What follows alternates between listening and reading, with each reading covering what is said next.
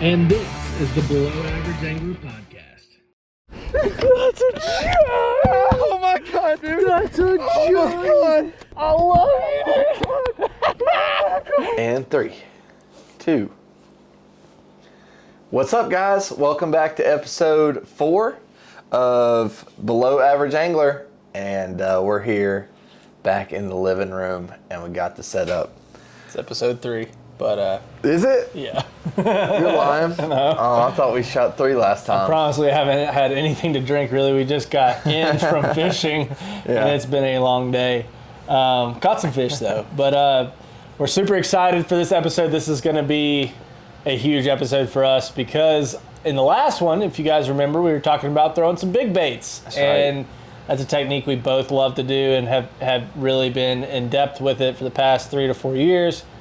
We threw some big baits that weekend. We did it, and we got results. Yep. One dandy result, and it was my biggest result, as you know, breaking my PB. But we'll get to that here in a little bit. Super excited to bring this episode to you, talking all about it in depth. We got a ton more content coming your way about this PB. It's super cool, very unique scenario. One of those end of the days, knockdown, drag out, just insanity. Coming out of left field or left side of the boat. And it was a story nuts. to remember and a memory I'll never forget. Heck no, I sure won't. But I'm glad we got some pictures, so we definitely don't forget. And don't forget. Definitely glad we convinced Ian to get a GoPro Yeah. because we had Neither one of them recording when he caught this fish, actually.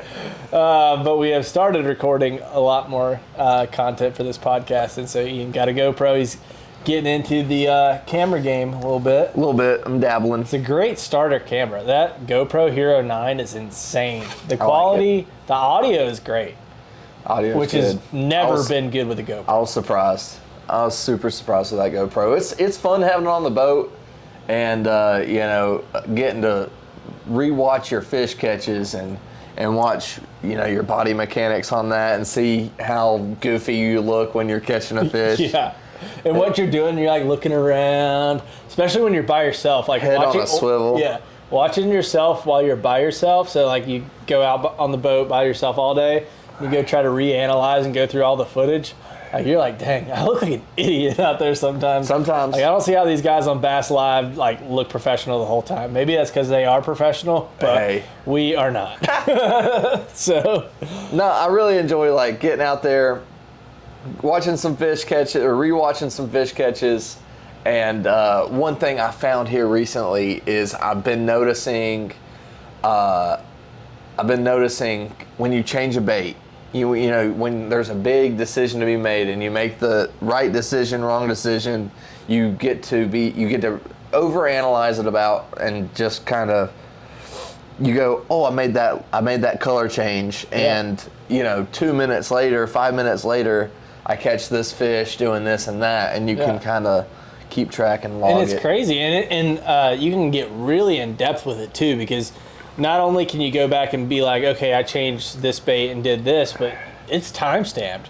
So you can be like, why was I not catching fish from, where did we go today? We did not catch fish for like 5 hours, and then boom, it was like boom, boom, boom, boom. Well, let's see. Why did it switch? You caught that one right when we got to Hurricane. Yeah. Right when we got to Hurricane. And then broke off to, lost a Megabass Vision 110 plus 2 and a DT20 in like the same 30 minutes. That was fun. Be looking out for that video. It was a little bit of an expensive day. I lost some. Yeah. I lost some dandies what was too. That? The dang paper towel roll just decided to fly off the fridge just now. That was creepy. It might have been another big spider. Ian helped me kill a big spider that almost got to me.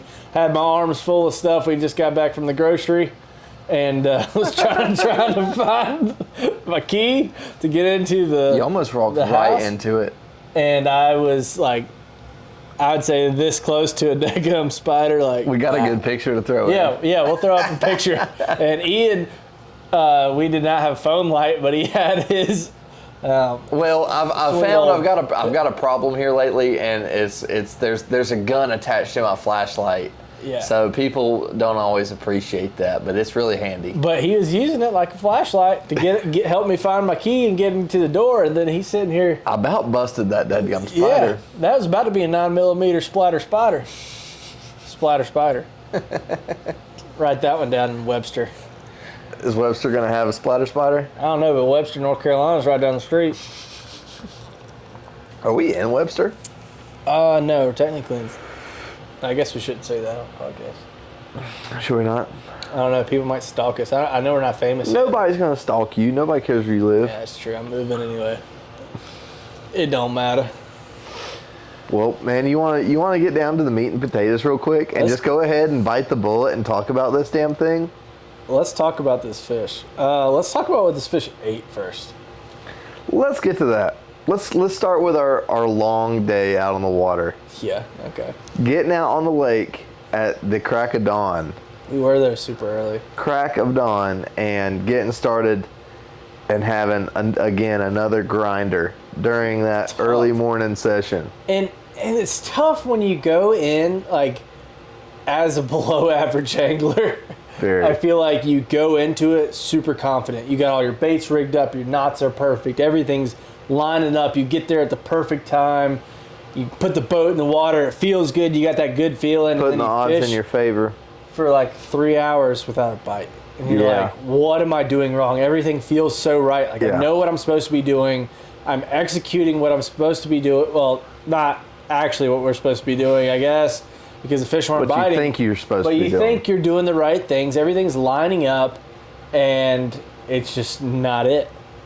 Or the timing's not right. That's what I want to blame it on. I want to blame it on the timing just wasn't not. And I can't be too mad because, I mean, we caught a number of very, very small fish. And, like, I mean, we probably had, I bet you we had, what, a dozen fish in the boat? Yeah. Caught some on a wacky rig.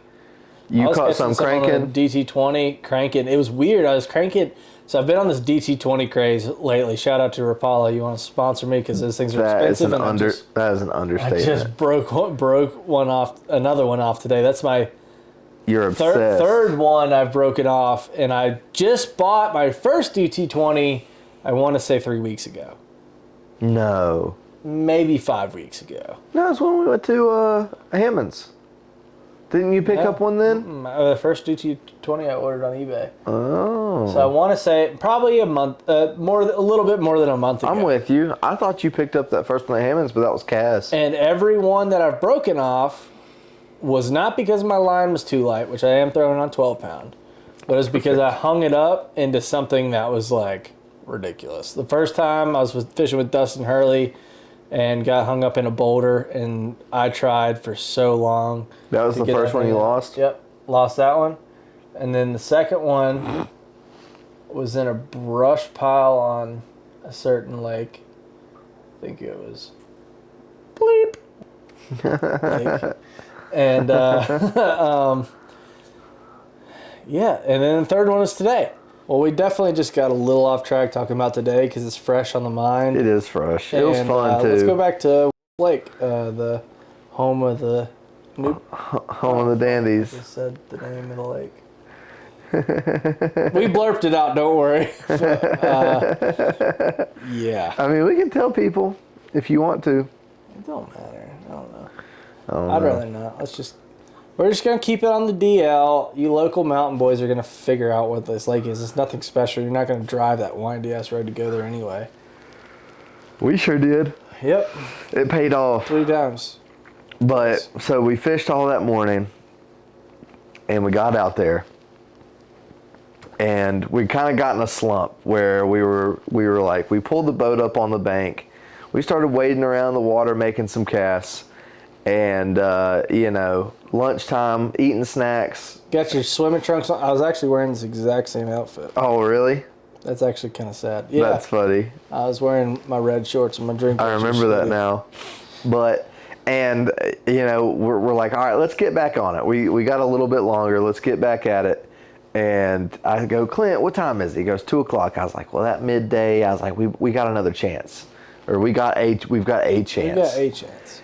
And I pick up that big bait rod, and I'm like, and I lean back and I tell him, Clint, I'm gonna throw this damn thing like a spinnerbait. Oh, okay. Like that's. And I just start chucking this it. Time of year, it's August. I start 45 in the bank. I start paralleling the bank a little bit, and I'm counting this bait down. And for y'all that don't know, it is the bait that's responsible for probably more PBs than any other bait. And that's an ROF12 Huddleston Deluxe. And this one is a little fancy. I don't know, it's what, like a gold shiner color painted like a brown trout. Well, there's brown trout where we was fishing. I launched this thing out over this giant laydown. Hang on, where'd you get that bait? Oh, shit. Well, being that the lake we were going to, I didn't have a trout soft bait. I had a big old glide bait, and I was like, well, they might want a soft bait. I go, Clint, you still got that? You got any HUDs left? He's like, no, I don't think so. I go, dude, you had like however many, you got to have one left. He's like, maybe in this bag. And he pulls out that bag, and it's got an old crinkle tail on it. Hey, it ain't as crinkle tail anymore, but it was all crinkle tail, all side goggling wonky. And I'm like, all right, we'll make it work. Hook's rusted, line tie's rusted. I'm like, dad gum, that's crusty. That's typical. That's for me. It's been sitting in a bag for a year and a half at least. And you mind if I throw it? He goes, I'm not gonna throw it. You throw it. Well, it gets put in the boat, and come that 2 o'clock time, I tie it on. I start chunking it around, and I parallel the bait. I want to know the time frame between. We'll put it right here because we at this point have no idea the time frame from when you tied that bait on and started throwing it to the time you caught that fish. I want to say it's like less than 30 minutes. Because you started throwing it like right at the waterfall. I'm trying to think if I tied it on earlier. I tied it on at the waterfall. Well, I'm just saying like when you started throwing it, not the waterfall. Dude, honestly, where Colby jumped in, or where Chillin. Yeah, I mean, from the time I started fishing, after our little break, it couldn't have been more than 10, 15 minutes. It might be that crazy. I want to put that like. Because I caught it at 2:15, and I asked you that, and it was 2. Yeah. 15 minutes later. It could be like 5 minutes. I make a cast. Again, ROF 12, rate of fall, 12 foot per 10 seconds. So I make this cast along this big old giant laydown. I got some wind blowing on me. I got clouds flying all over the place. I got a little bit of shade coming from some trees. I got the shade provided by the big ass laydown. And I count it down like a crappy jig. I go 1, 2, 3. Count it down 6, 7 seconds. So 6 seconds, I engage the reel. By the time I start swimming, I reckon it was about a 7-second countdown. And I mean, not many turns of the reel handle later, I just get thudded. And I knew what that thud was because I didn't hit that tree. Something hit my bait. And I leaned back, huge hook set on the Dobbins bull shad rod. Tranx 300 goes flying off in my left hand. Bull shad rod in the right hand. And immediately, without thinking twice, I take off to the back of the boat, try and keep tension. Eventually, I get that reel back in my right hand. And I mean, I don't even know what I've got on yet. It could be, whatever it may have been. It could have been a 3-pounder. I don't know yet. I just know I need to keep pressure on it. So I run to the back. You did. You kept great pressure on it somehow. Somehow. And this is the end of the day to where we were like talking about going in pretty soon. No, nothing. So no the cameras rolling. GoPros were dead, and we were not worried about it. We were like, okay, let's just fish around this bend, and we're done. And right next to the ramp. Right. Yeah. Right across from the ramp. And we were like, let's fish around this bend. So like, the boat is a wreck. You got rods everywhere. You got a net laying there. Just stuff all in the boat. I mean, it's a 17-foot bass tracker. Nothing against your boat, but that's a smaller boat to be fishing two guys, like 24 rods. We do bring way too many big tackle rods. bags and everything. I mean, we got that thing loaded. I mean, you guys. It has trouble getting on pad. You guys see it in the videos. It's a tight fit for two guys. It's perfect for one person. I love it. But it's a little bit of a tight fit. And so he's got his reel and rod like this. I'm freaking out because I knew what he was throwing. And I was like, if he's throwing it, dang HUD. And that ain't a daggum Litland. That ain't a below average fish. It's not an average fish. I'd say it's extremely, Definitely above average fish for Western North Carolina. 1%, top 1 percentile of the fish, maybe more than that. Yeah. I mean, this is a fish of a lifetime. I'll find a bigger one. In a lot of cases. And eventually. And who knows how much that fish actually weighed? No. So, I'm sure we're Hang on. rolling. Okay, let's rock them back. So you're sitting here, you run to the back of the cluttered ass boat with a reel in one hand and a rod in the other. I finally get that reel into the same hand I'm holding the rod. I never get the reel back in the reel seat, but I'm holding it at about the right place. Just about the time I get that reel back in the right area and the reel handle just slowly turning, I can see this fish jumping over my right shoulder. Just freaking walrusing. Is that it? Walrusing? Walrusing. A lot of people would call that a tail walk, but okay, we'll walrus it. Biggin'. So, and I mean, I've told a couple people this. It just looked like some type of sea serpent from the depths. Just an absolute looks so giant. Different when they're big. Like it was big, man. Like when they're big like that, they do not look normal. It didn't look normal like at all. When I see a 5-pounder jump, I'm like, God dang, that's a big one.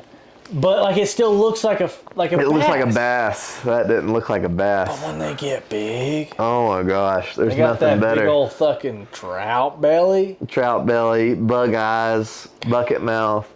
So she's a tail walking. You got your reel back in the right position. And we're gonna, I'm slowly bringing this fish closer to the rod tip, and I get her around the motor. Luckily, she's not jumping too much anymore, and she's kind of panned off, just kind of digging away from me. And I get her back behind the motor, back around to the driver's side of the boat, and Clint's right there with the net. Yeah. And I just remember leaning back and saying, "Get her, Clint," and just dump in the net. And that was it.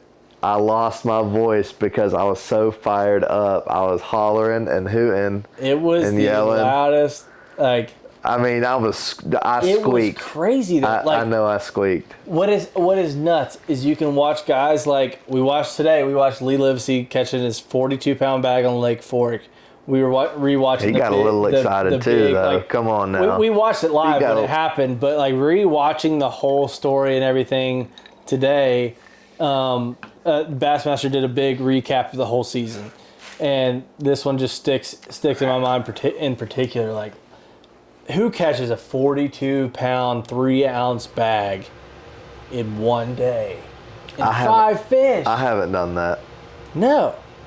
And he was catching a 9.2, which is an insane fish, on top water. It's a big one. Like that, this bait is meant to catch a 9.2, but yeah, he's catching them on a Zara spook. Yeah. A glorified Zara spook. I don't know how glorified it was. I don't think it was glorified for shit. I think it was a some spook. kind of like fancy. What anyway, was it? A fancy one? Yeah, it was some type of fancy thing. He was slinging that thing. But where I'm going with that is just like he was catching some daggum giants, and that was just an insane, incredible day. And that's Lake Fork. That's Texas. We're in small town North Carolina, western North Carolina, in the middle of the pristine Blue Ridge Mountains, like beautiful place. But it gets cold here. Our bass don't grow like Texas, Florida, and California. That's true. Our bass might eat trout, but doesn't mean they're getting absolutely massive. So this is a very rare fish. This isn't your Lake Fork biggin. You're saying they just grow a little slower. Yeah, I'm just saying this is a more rare fish to catch a fish of your caliber in North Carolina than it is to catch one in Texas or California or Florida. I haven't come anywhere close to that, before or since. I've seen them. You'll get big followers throwing the big glide baits in that high in the water column, but I've never. I've hooked fish and I've lost them, especially on the big glide baits and the small trebles, heavy rods and that. It's a tough game, but when you get them on that big single hook, it feels a little bit better. You just got to wrench them to the boat. And in the HUD, as Oliver Nye would say, is old news. That's so 2004 is what he told me when I was like, yeah, I want to buy a HUD. He's like, that's so 2004. That's so, like swim bait culture, California, Oliver Nye. And he's out here. It is an old school bait. Yeah. And he's out here throwing his Defiant, which is a sweet bait. I've still yet to catch one on it. I've had like 100 fish to try to eat it and not get the hook. But I've seen Oliver catch some Deckham studs on it too, so it still gives me confidence to keep throwing it. Austin Neary just caught a 9-pounder on it. Damn.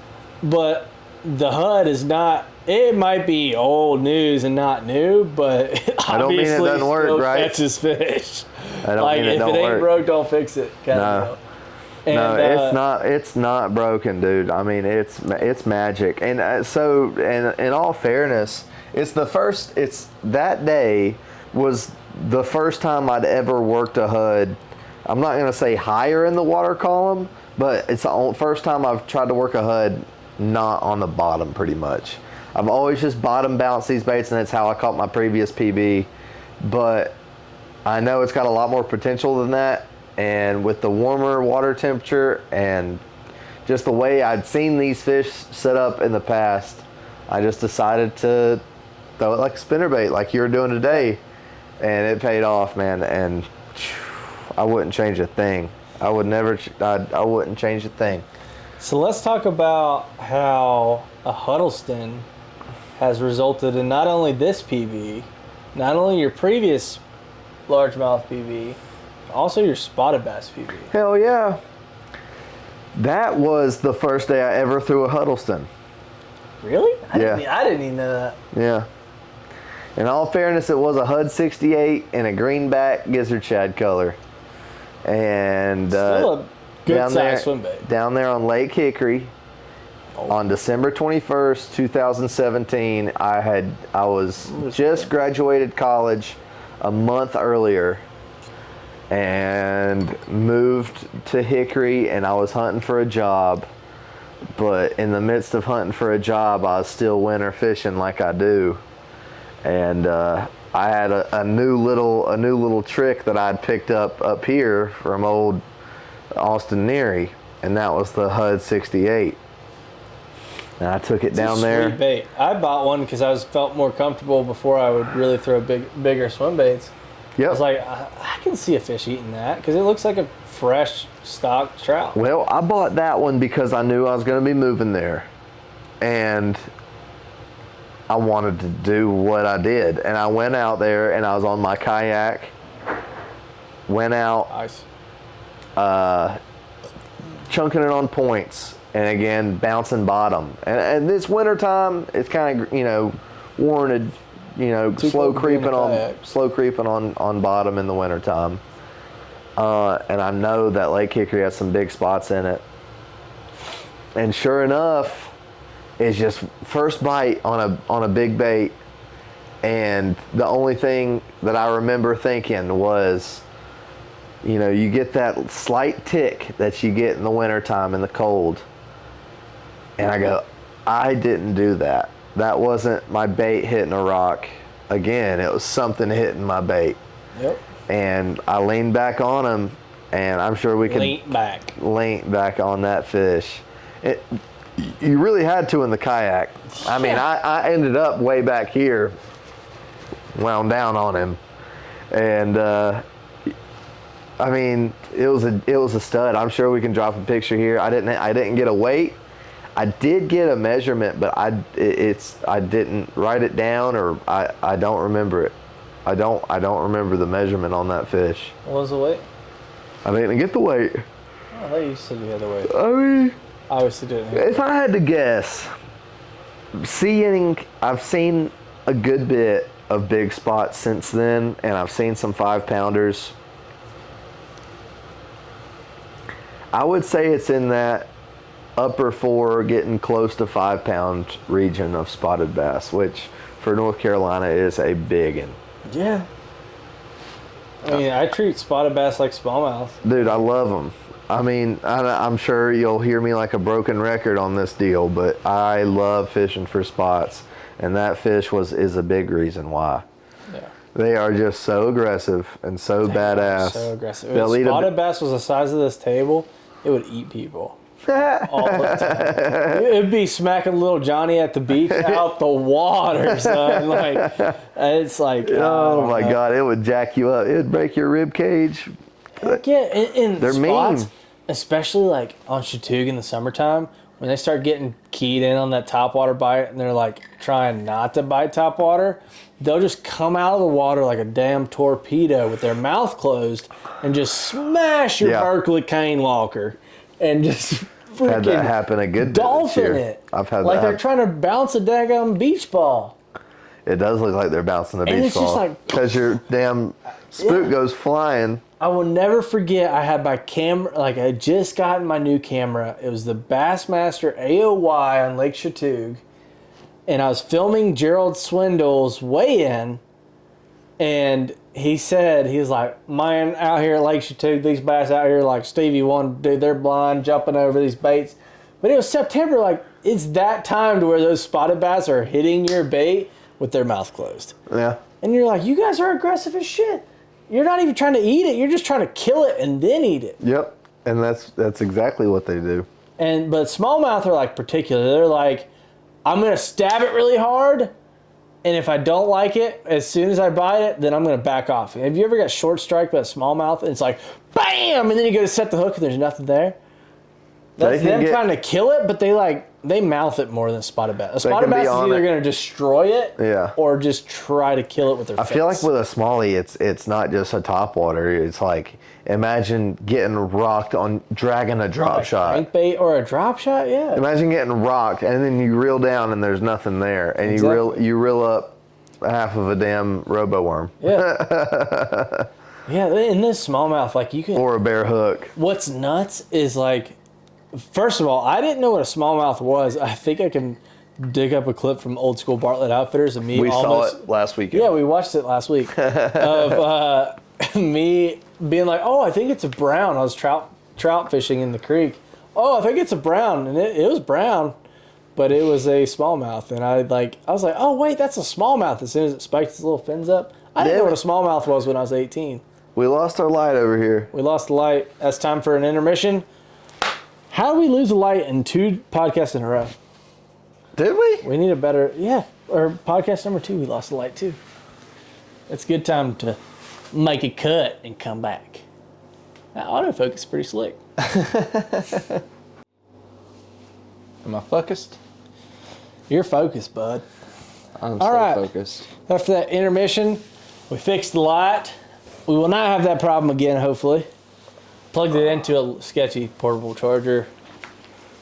And now we got a full drink, and we're ready to talk about.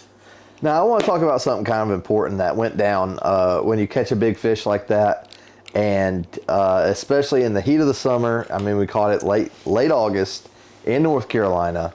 We were lucky enough that day. For some reason, those water temperatures were lower than they had been and lower than they were going to get. We went back the next day and the water temperature had risen. Yep.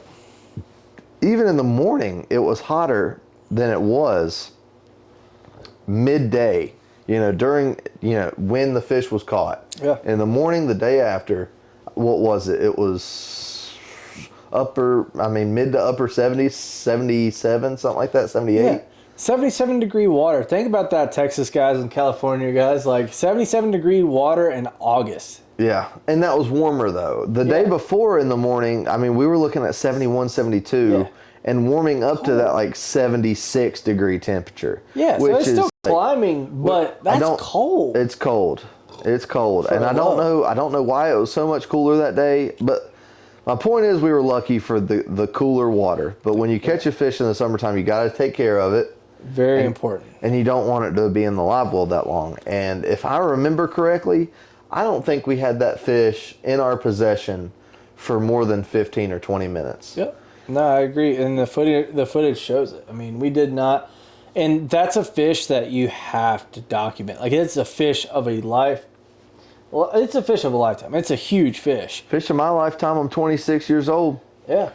I've never caught anything close to that. And it was huge.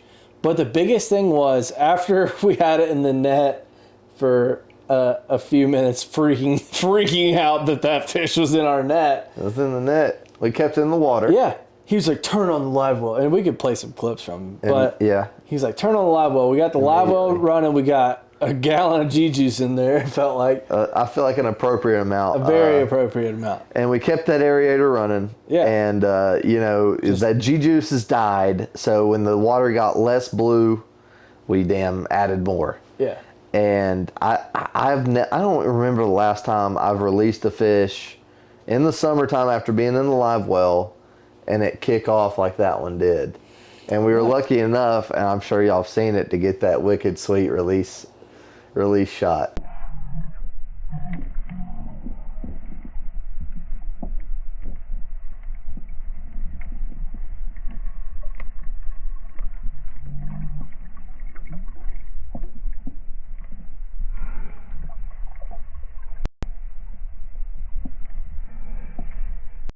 So And that is that on your behalf. That is the shot of a lifetime, man. That was definitely the shot of a lifetime. And that's what's awesome about going out and fishing with one of your best friends. Like, it's different when I'm filming a show and I see somebody else catch a big fish, and I'm sharing that experience is a huge deal, like sharing that. But being able to share that experience with your best friend is like huge. But then also being able to get one of your favorite shots, I want to say it's probably my favorite shot I've ever shot. Actually, another shot that was still up there in my favorite shots was also of him.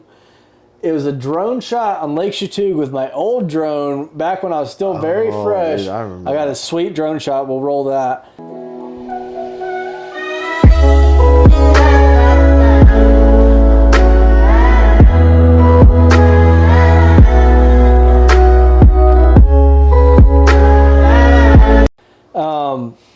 And I thought that was super cool. It was just like perfect, pristine Lake Chautauqua in the wintertime, and like cool shot of the tracker going off. Like it was sweet.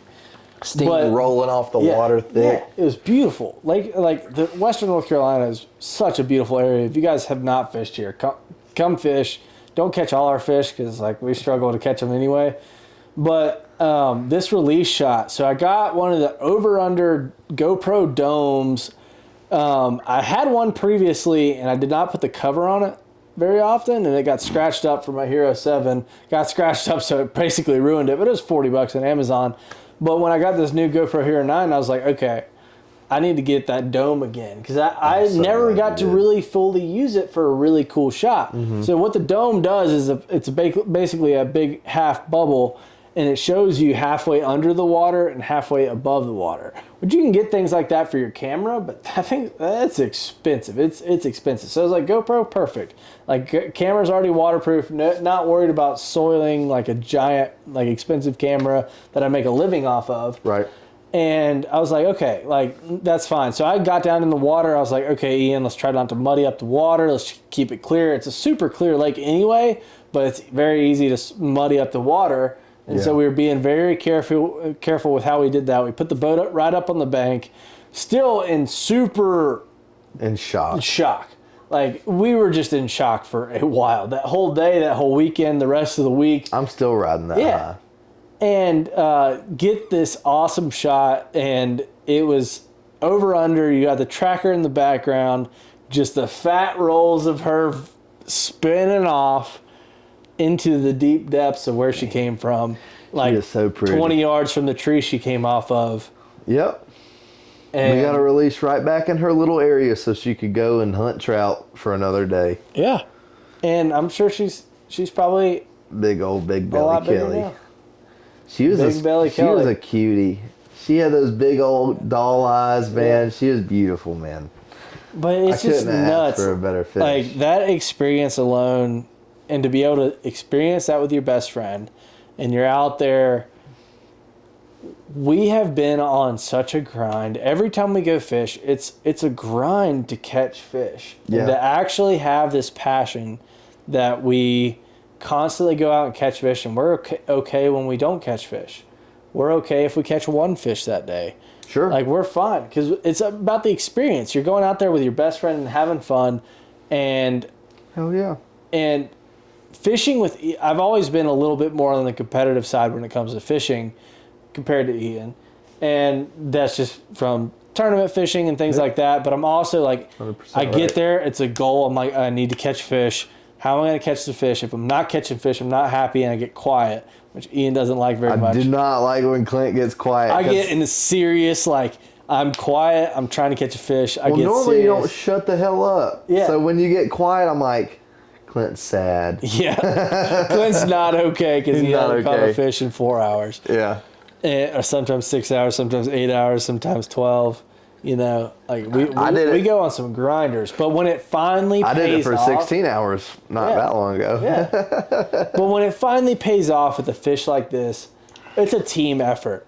Like, if Ian boat flipped that fish and I didn't, like, net the fish or whatever, it's still a team effort. Like, you guys are both there. You're talking to each other. You're walking through things with each other the whole time. It's a team effort. Like, the team angling aspect is awesome. And so, like, I wish I could see more of that in, like, professional fishing and things you guys see on TV, but that's why we're here on YouTube. It's 100%. like, it's like, you have the Opens, the Toyota Series, MLF, things like that you're fishing team tournaments, but you're fishing with a random dude you never met from way across the country. But this is that experience that you get to, like, it's very rare experience that you get to go out with somebody that is your, like, best friend. I've probably said that 100 times tonight, but we met on a kayak 5 years ago, and here we are now. And he just caught a daggum stud. Catching biggins about a mile away. On my bait, my HUD. It's not my HUD anymore, let's just say that. Yeah. He earned that HUD. I did. And I it did. was choked. And I mean, that was a pretty serious fish in a whole nother realm for me. It was a very emotional catch, as I'm sure you know there'll be shots of. I'm not gonna burn you too bad in the foot. I'm so fucking happy. But only cried for it's 2 been a rough summer, and it's been a rough year for me. Yeah. Since I moved fishing Lake Hickory, it's been tough to adapt to that completely different type of water, and so just being able to come back here to what I consider my real home turf, and be able to prove that I can still do a little something every once in a while was huge for me, and I proved to myself that, you know, it's worth grinding, and it's worth going out and getting skunked, and you know, not seeing fish and not seeing results, and putting in hours, putting the odds in your favor, tying the right knots, retying your bait when you get it fouled up in that tree and you got to rip it out and your line's frayed, but you want to make that next cast, but you're like, I'm gonna retie. I'm bad about that. Ian stays on me pretty good now. He's like, come on. I'm hard on retie. you because, and I'm glad.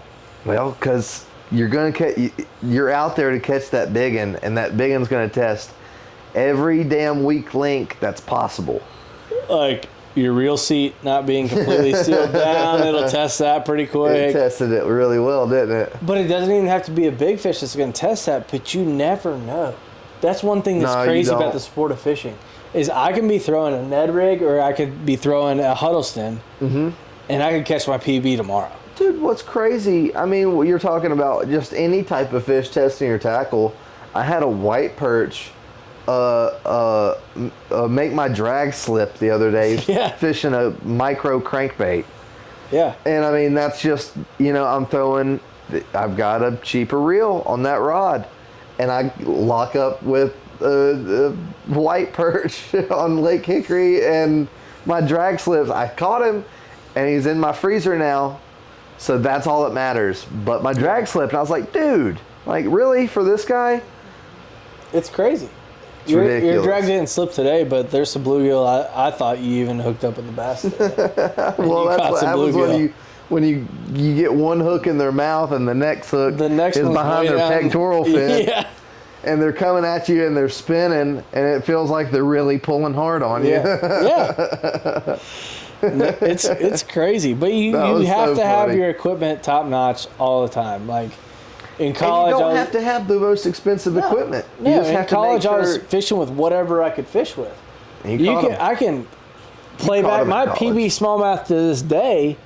It's only $4.92. It's not like a giant smallmouth. I mean, there's dudes that catch 5, 6, 7, 8 pound smallmouth. But my $4.92 was on a Berkeley lightning rod. I'll never forget that rod. DMK Chinese reel that Lance Green gave to me because he didn't want to use it because it was shitty. And I was throwing the live target 6-inch rainbow trout, which I like to call the knockoff hood in the YouTube video. I posted on that. Live target didn't like that too much. He talked to me about that at the Classics. So sorry, live target, but caught him. That is so funny, by the way. Yeah. 6 months after I catch this fish and posted on YouTube, this guy at the live target booth, I was like, oh yeah, I caught like a sweet smallmouth on this bait. And he's like, wait a minute, you look familiar. What's your name? I was like, Clint. And he was like for Bartlett Outfitters? And I was like, yeah. I was like, I've never gotten recognized by my YouTube name back in the day. I was like, I've never, ever had that happen. He's like, yeah. He works for Live Target, saw my video saying I caught a 5-pound smallmouth on a knockoff hood. He did not like that very much. So he called me out. He was like, yeah, you called her bait a knockoff hood. And I'm like, oh, I'm like, no, like, it's not a knockoff hood, blah, blah, blah. It's a knockoff hood. Sorry, guys. Clickbait. Yeah, but it was that clickbait. It was fake news. But it didn't matter. It was on an extra heavy Berkeley lightning rod and a shitty ass reel. And yes, I lost a fish that was probably 6 or 7 pound largemouth before that. Really? Like 2 casts before. And then I catch that smallmouth and like the whole, like, I was like, oh my God. Makes everything worth it. This thing is huge. And that's still your PB Smallie? Yep. It's just and that was 5 on pounds? my birthday when I turned 19. I'm 23 years old now. Oh my gosh. Still, and I've been to Champlain, St. Lawrence River. I've been all over. You caught big ones there. Yeah. At both of those places. 4 pound, 10 ounce smallmouth on St. Lawrence. I weighed it. Yeah. That was a big one. That was didn't even know it was hooked. That was a fish that had no idea that it was hooked on 8-pound test and a shaky head with an ultra 5 speed crawl. Shout out Jacob Silver. Preach, yep. And I was fishing on one of them buoys in the super thick current, and I was about to reel up to make thick current. Yeah. And I was about with 2 C's. I was like, I marked one fish down there, and I was like, oh, it was that one, I guess. I was like, there's a fish down there. And then I like go to reel up, like trying to get like another cast in because that current was pushing my bait so far. I probably reeled it up like 5 cranks and then just get crushed. And I get crushed and I'm like, Ian, get the net. And then it was like, Ian's with the net and I've got it in the net. And I was like, oh my God, that's a big smallmouth. But it did not fight. Well, it just kept on coming up. I'm sitting there beside the boat and I'm looking at this big old burly smallmouth, shoulders and a belly. Yeah. And I'm sitting there, I'm like, it's not ready. And he goes, net it. I don't remember exactly what you said, but essentially it was like, it's ready. Lines, maybe a little ready. Less PG-13, but. Okay. Yeah. maybe. It was definitely like crank. It's net it, and he's like, it's not ready. I'll net it, and it's in the net. It didn't flop. It was just like, except I bet you it's been caught before. It's like, man, I've been in Taku's spaceship before. Oh yeah, you think he went on a day? He probably speaks Japanese. Sushi bait ride. Sushi bait. Hey, that's that sushi bait right there. I don't know. Hey, that's that California roll right there. Yeah, that is a California roll deal. Oh my gosh. HUDDLESTON That's that mountain sashimi right there, boy. Something like that. Oh my gosh. But Isn't fishing the shit? it's pretty good. Why? Pretty daggum cool. Why is it so good? Why is it so good? It just keeps you coming back. There's so many variables in fishing. Like Is that- in that's a good basketball, like you're playing against some dudes that are good as shit at the sport. 6'6". You're playing against guys that like it's a constant challenge. I'm not knocking on it. And then you look at golf and you're like, okay, you're playing pretty much against yourself. Like it's a very individualized sport. I mean, you're obviously playing against everybody else, but there's a lot more individual factors that make a difference. Like it doesn't matter if you're riding. Golf is another one Yeah. that it's like those variables do keep you coming back. But you have the variables of the wind and trying to just different ways of different strokes for different folks. Different strokes for different folks. Different Not all types of golf. grass play different. Yeah. Like you said, the wind, dadgum, elevation can make a ball fly. I think if you're in higher elevation, it flies less. That's crazy. No, I'm lying. When you're in higher elevation, it flies further because the air is thinner. When you're in lower elevation, it doesn't fly as far because the air is thicker. It sounds a little more building on a science guy. Yeah. Hey, I've played golf before. Ian golfs a lot more than I do. I've golfed twice, and it's not pretty. I watched you golf. Yeah, we golfed together with Davey Height, Shane Durant, Dalton Tumblin, Aaron Skripchak, and Brennan Nading. Is that his last name? Yep. And then It's a mouthful. Brian Evie showed up, and Brian Evie has a beautiful golf swing. hell of a stroke. Very jealous. But that was a lot of fun. I definitely did not eat enough and drink a lot. Oh my God. Talk about skint back, son. I was so skint back I fell asleep. You're so skint back, you thought your pepperoni pizza didn't have pepperonis on it. Why did I not think they had pepperonis on it? He goes, well, okay, the cheese was over the pepperoni. He goes, ask for a pepperoni pizza. Don't get pepperonis, no big deal. I'm like, Clint, buddy, it's got pepperonis on it. It was like cheese, pepperoni, and then More cheese. more cheese on top, so you could see the pepperonis physically on top. You could see the pepperonis. Oh, Yeah. maybe I was just that scant. Skint. Scant back, Skint son. Clint. Scant Clint. That needs to be a segment. Yeah, Scant Clint. Skint Clint. We might be able to drop a couple pictures of Skint Clint. Yeah. Nervous, yeah. We can. said, yeah. Yeah, we can. We can drop some Skant Clint. That's fine. We got to be careful, I guess. It's nothing bad. You're just sleepy. I'm 21 or 23 now. Yeah, I'm 21, dude. I can get skint, dude. Scant back. Oh my gosh. We like to have a good time. That's what it's all about. Having a good time, staying safe. Didn't drive. We obviously. do stay safe.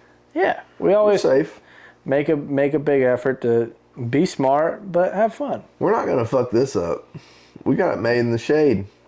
Yeah. You can't do anything stupid. No, it's so important. Like, you can have fun, and it's important to have fun and let loose, but you gotta be smart about it every time. Like, you can drink a case of beer, and you should still be thinking about, like, how can I be the smartest I can with this? You're pretty good about that. I just It's never like you're never trying to drive keep- anywhere, so I don't have to really worry about it. Don't drive anywhere. Make sure that nobody that's drinking too much drives somewhere, and just have fun. Like, if you realize you're getting out of control of yourself, if you can't control yourself, then you need to stop. That's not fun for anybody. No. Nobody likes a sloppy drunk. Yep. Remember that, kids. Drinking tips from the below average angler. All right. So enough about getting skint. Be safe. Don't be sorry. Get a ride. And all right, I gotta start that different. So what's upcoming? So what are we getting into this weekend? All right. So as you guys know, we both work for Black Rifle Coffee Company, and we like to serve coffee. We do like to serve coffee. That that We really hot. like to ask people if they like coffee. You like coffee? That's our catchphrase on the road. That is when not we are- our. That is your. You like coffee? That is your. I definitely do no. that. Like, it'll be like somebody I'm like randomly talking to at a gas station, and I'll just be like, "Yeah, man, like that's a good gas price." And then, Yeah. And then he's like, and then I'm just out of nowhere, left field. You like coffee? You like coffee? And he's like, well, yeah. Yeah. And I'm like, hey, I got some in the trunk. You want to try you an RTD? I never realized how creepy that sounded. Yeah, I got some of that coffee. I got some of that coffee. You want You gotta some? open your eyes real wide like you drank 3 RTDs and you're just sitting there like skin back. Ooh. You want some canned energy drinks from the bed of our truck? Yeah, some warm canned energy drinks. That's all right. They can put them on ice later. So anyway, this weekend the reason we're back together on this couch. We're going to Nashville. I don't even know what body of water Let's figure it out. at all. Yeah, look it up. We're going to Nashville for the Bass Pro US Open. It's their amateur open series. We're going to go out there, go to the captain's meeting and stuff, serve some coffee, talk to some people, and then go work our normal shift. Our normal day is going to these big tournaments, popping up super early in the morning, not to mention making coffee that has to percolate for 1 minute per cup. Oh, it's Old Hickory. Old Hickory. You think? Is it? It's either Old Hickory or it is... Is that the $50,000 bass tournament this guy that just sold me that bait's talking about fishing this weekend? He told me I'm fishing. It's not, I'm Jay. fishing It's a not. big, he It's said I'm not. fishing a big tournament on Old Hickory that pays $50,000. He never told me what tournament it was. Is Who it told you that? the guy I bought that rattle spy bait thing from? You didn't get that off eBay? No. Who'd you buy it from? He's a dude on Facebook that was friends with me. I don't even know who he is. I get so many Facebook requests every day. It's probably not J. Piercy Priest Reservoir. Even though that is a big lake. I bet you it might be on Old Hickory. Are you not on Bass Pro, or are you just looking at Nashville on Google Maps? Nashville on maps. It's either one of the two, man. It's got to be Old Hickory. That's the only two bottles. That's got to bodies be of the water. $50,000. Okay. He was like, I'm trying to win $50,000 this weekend. Dude, at a it looks like tournament. a pretty cool lake. It's got to be that. I've heard a lot of things about Old Holy Hickory. shit. It is so urban. Really? Oh my gosh. It is all buildings. And roads and buildings. See, that's what I like about the Elite Series over the Bass Pro Opens. Like, we worked the one in, like, Washington, D.C. And, like, It's urban. we had 2 people that actually knew what was going on that came by the booth and was, like, Oh, that was actually there for the tournament? there for the tournament. I wouldn't say it was 2, but It was remarkably... it was Lower. 2 people that were there for the tournament that weren't working or fishing. I would say it was 2 people that were spectators of The the tournament. bass tournament. The rest of the people were just passersby on a dadgum Saturday at National Harbor. Yeah. Like, that was it. It was wild. It was. And every Elite Series or Open we've been to, 98% of the people were there Oh, yeah. because of the event. of course. But this was like 98% of the people were there because they're just there. There just happened to be a bass tournament there. That was the only thing at Bass Pro. It was a little weird. But hopefully Fucking hopefully, yeah, who cares? Veto us? No, Are we getting canceled no. already? I hope we're not getting canceled already. Where are we Wanna going get with that? canceled. I don't either. That's what we're doing this weekend. We're going to Nashville. We're going to Old Hickory. Shall we bring us a rod? 5. 5 rods each. No, I don't really want to fish there. We'll bring a rod. Yeah. Do you have your Tennessee license? Yeah. I think I have an active bass fishing license Bass fishing. Freshwater fishing license. Sorry. Bass fishing. I got my bass fishing license, Dude, son. we're I'm ready to fixing get to skint on some Bass fish, dude. I've got my freshwater fishing license in at least 13 states right now that are active. Really? Yep. North Carolina, South Carolina, Alabama. I'm guessing yours. Okay. Yeah. I'm right so far. North Carolina, South Carolina, Alabama. Tennessee, Yep. New York, Yep. Florida, Yep. Georgia, Yep. Maine. That one might be dead now. Sorry. Okay, no Maine. So we're at 7. Went on DOS boat last year. Ooh, those might Minnesota? be getting close to being dead. Minnesota is still active. South Dakota. No. Never fished in South Dakota. Oh, Michigan. Yep. Wisconsin.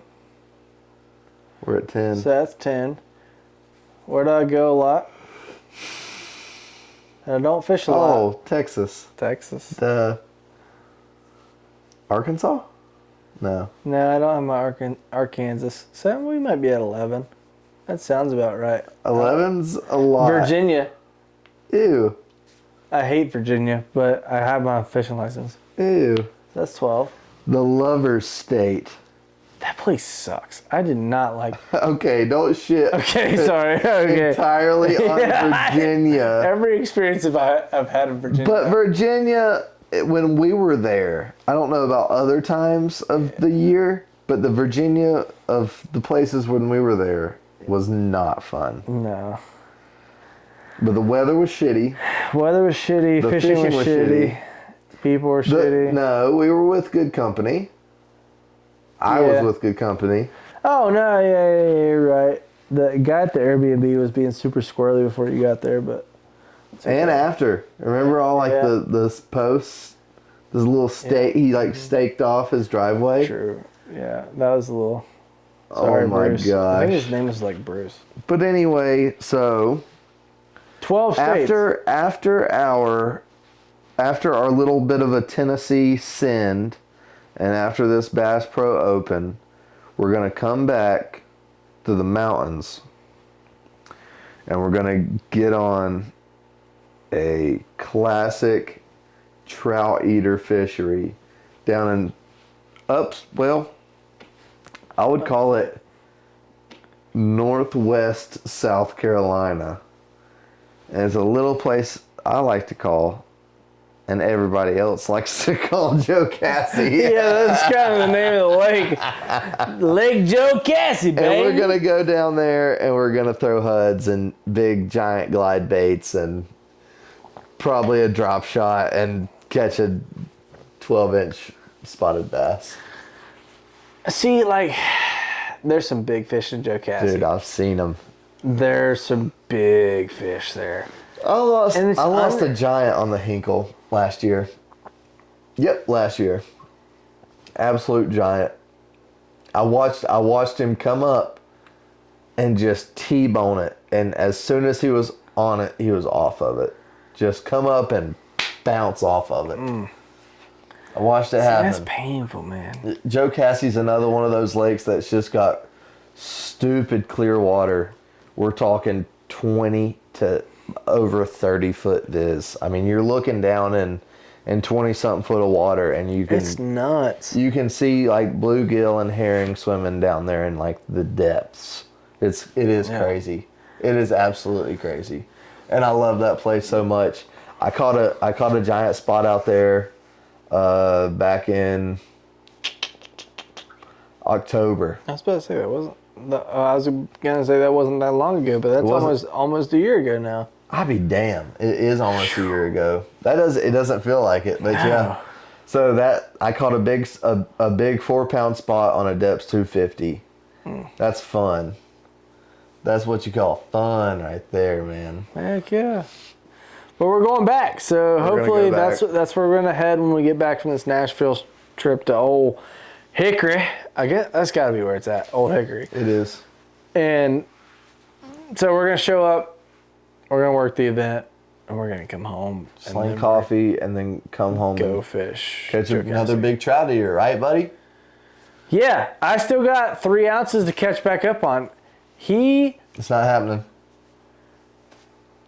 I had him beat by You've always had me beat. You had me beat with 2 her. pounds. I had him beat by 2 pounds and 6 ounces. Yeah, it must be nice. Not anymore. I spanked your ass and on your home turf, Yep. bitch. Yeah. Spanked it. Jeez. He did, and he deserves it. And It'll be short-lived. I don't think so. I mean, catch when him I out move down to there Texas, soon. it's gonna be. Oh, yeah? Yeah, when you move to Texas, dude, you get to fish fork all the time. Yeah, And it's throw true. a big-ass glide But bait. he'll still have me beat on North Carolina.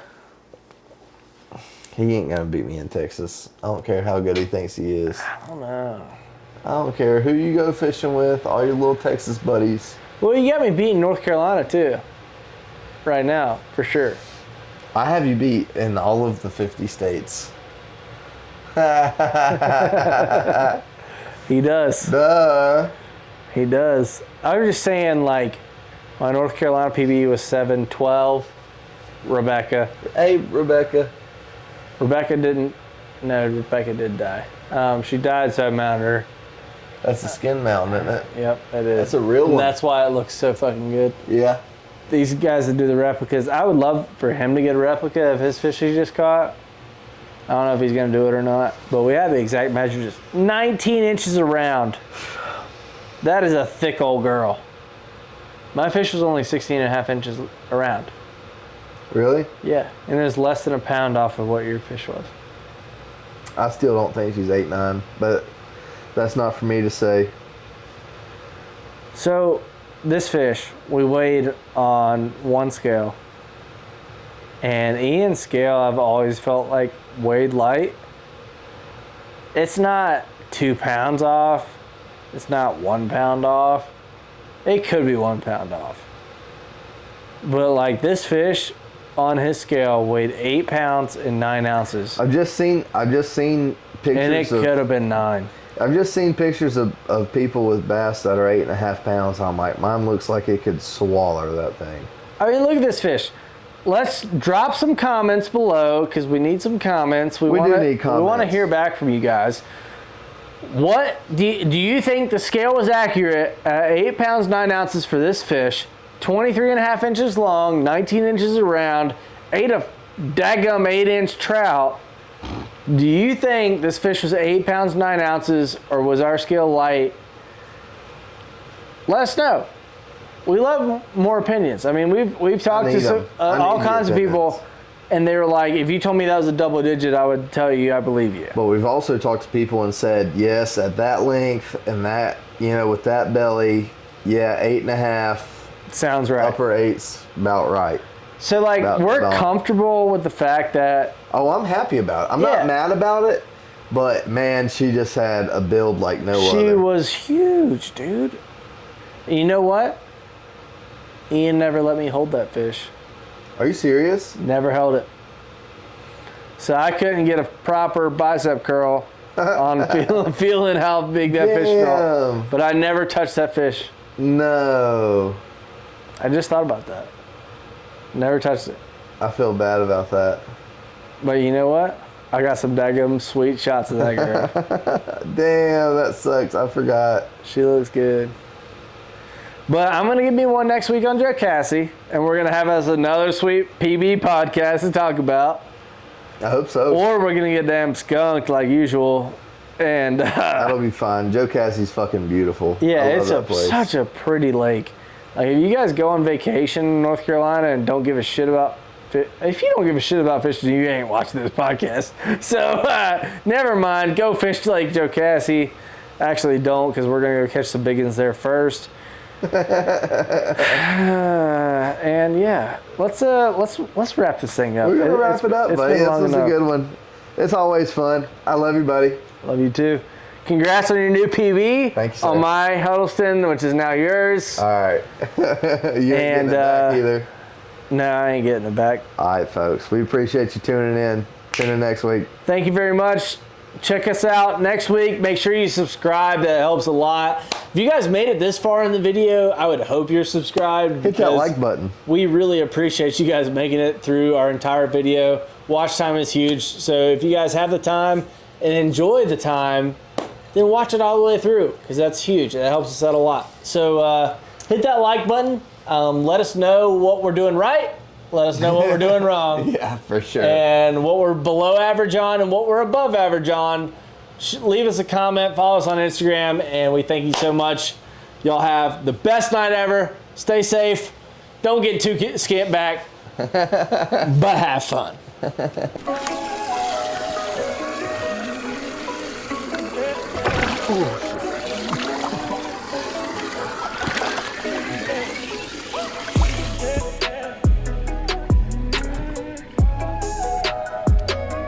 She is 23 and a half.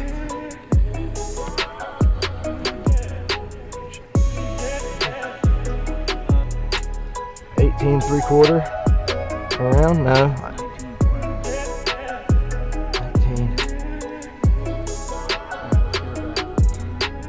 I'm gonna take her to her tree. We'll get a good release shot.